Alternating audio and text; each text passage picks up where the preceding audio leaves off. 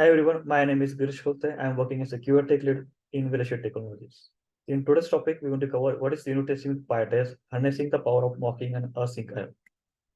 In agenda, we're going to cover following topics: testing pyramid, unit testing, mocking, async IO, Pytest framework, and then in the last demo, testing pyramid. Testing pyramid is nothing a framework in which helps the developer and the QA to build a high quality software in which it is categorized in three parts: unit, integration, and end-to-end. In a unit test, we verify a smaller piece of component. In the integration test, we verify the smaller component by combining into a single unit. In end-to-end, we verify the application, how it is behavior. What is unit testing? Unit testing is nothing but to verify the behavior of a relatively small piece of software. It should truly unit test and fast enough to capture the component behavior. It does not access the external dependencies such as network, resource, and databases. Why do we need an actual unit test? It helps us to identify the bugs at earlier stage. It's truly a safety net for developers. It help us to identify the code smells in your code base. It overall improves the code quality. And it also helps the test at low cost because unit test is the fastest test case as compared to the other tests. What makes a good unit test then? It should truly independent from other components. It should be fast enough to which should respond within a seconds. It should be repeatable. So how many times the same test gets called, it should produce the same output. It should be automatic. That means it should get configured into a CI/CD tools such as Jenkins to monitor the code quality. The coverage is the code quality in which help us to understand which kind of code has been tested. Why mocking? Creating a fake object is nothing but to simulate or represent the real object. It is mostly used in the testing environment. Let's take an example of a banking system in which we verify bank account details of a particular person. Instead of calling an actual call, we mimic the output of that endpoint or that component and represent the outputs. Mocking object is nothing but it also provides more insight into the code, such as how many functions were called, how many times were called, or what arguments were passed into particular functions. Async are using AI HTTP and Python. Async is a library which helps us to write the concurrent code is using async and avoid syntax. Pytest async IO and AO HTTP is a Pytest plugin which help us to reduce the execution time for running the integration test suites. Now, what makes a Pytest so useful? It has less boilerplate, which is categorized into three parts, that is arrange, act, and assert. Arrange is nothing but set up the condition for the test suite, or act is nothing but actually call the methods or the function which has been implemented. Assert is nothing but we need to assert the expected output. The Pytest also provide the nicer output such as into a terminal such as pass means indicates a dot, F means indicates a fail, E means it will raise the exceptions, and it is easy to learn. It also helps us to manage easy to manage the state and dependency as per the test suites. It also helps us to identify the test suites based on the filtering the test suites on basis on the namespace, directory, or test categorization. Let's go into Pytest basic. The name of the test file should be start with the test underscore at the start or in the end. The test case should start with the test underscore and the test case name. If you want to run a single test file, then we need to pass the test case file name. If you want to run the entire directory, then we need to pass the test folder. Then we need to run all the test suites.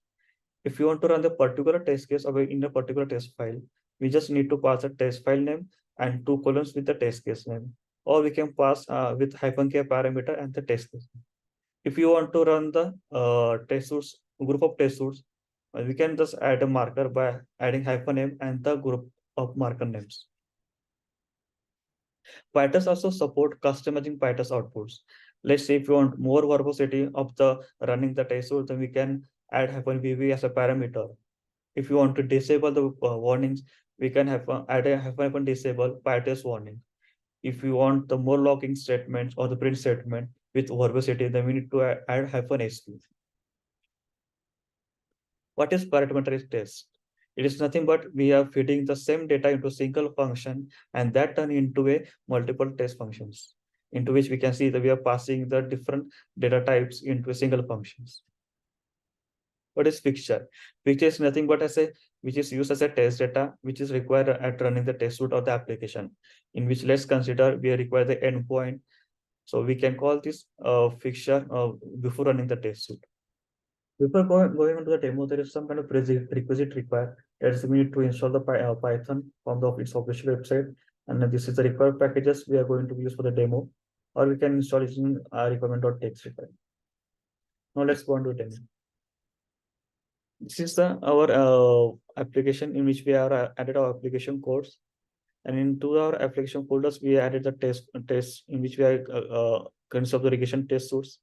Let's consider integration test and the unit test. The rest of the files which is required by the Pytest framework. Now let's move on to one by one. This is the requirement.txt file in which we added the required modules. This is the coverage RC file in which we added the source folder which is required for calculating the code coverage, or what things need to be omitted while calculating code coverage, or the omitting during the reporting. This is the Pytest INA file which we can add here customized markers. This is a context file in which we added the fixtures which is required while running the test suites or the applications. This is the test API file in which we added the hitting the dummy endpoint, and we added a decorator as a marker which is named as API service. And in there here we have 4 test cases, and out of which we not added the as a marker for the 4 test one. As we can see, we need to pass the test case file name and the -m as a marker and the marker name. While adding the after this, we can see there are only 3 test cases has been run and the 4th one has been skipped because we are not added a marker for here. Now let's go on to more mocking. In this, we mock here the JSON class. Let's see, we need to import the mock from the unit test.mock file. And then here in here, which we mock the JSON. And we know that in the JSON, we have 2 methods, that is dumps and the loads. So there is some kind of few assertion we are going to be covered in this. Let's say a JSON.dumps is a method in which we need to pass some data, and we can see what arguments has been called. So in there, we can see what arguments has been called. And if we call the dumps.call count, in which we get how many times the dump has been called. I think we can see the 1. And same goes for the load, we has the 1. And if we call the method calls, then we get how many time which method has been called, dumps and the loads. We can see the caller dumps and caller loads. And assert call means it has been called or not. Assert call once means it has been called at 1 or 2 times. Assert call with parameters. We can see that dumps has been called with this required parameters or not. Now let's move on to the actual mocking. Now let's see, this is the application in which we are hitting the third-party service or our own endpoint by using the get method in which we added the predefined timeout. In order to mock this, we are creating separate test file, that is test_mocking.py file, into which we need to import the required packages. We are going to patch.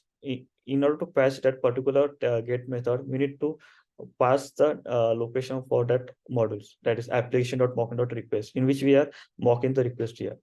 So we are using the get method. So in this get, we are mocking the get, and it's mimicking the return value. That is, we can pass text message or dictionary or the list.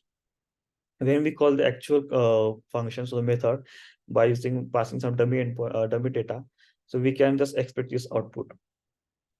Now, when we call the get request, we need to also check some kind of timeout exceptions. In order to timeout exceptions, we need to use a side effects.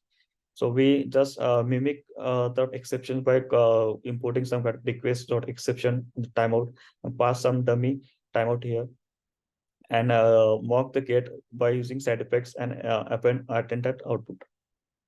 When the actual function has been called, it will raise an exceptions and try to match our expected timeout. That is, it will throw at an timeout error. If not, then it will throw the error.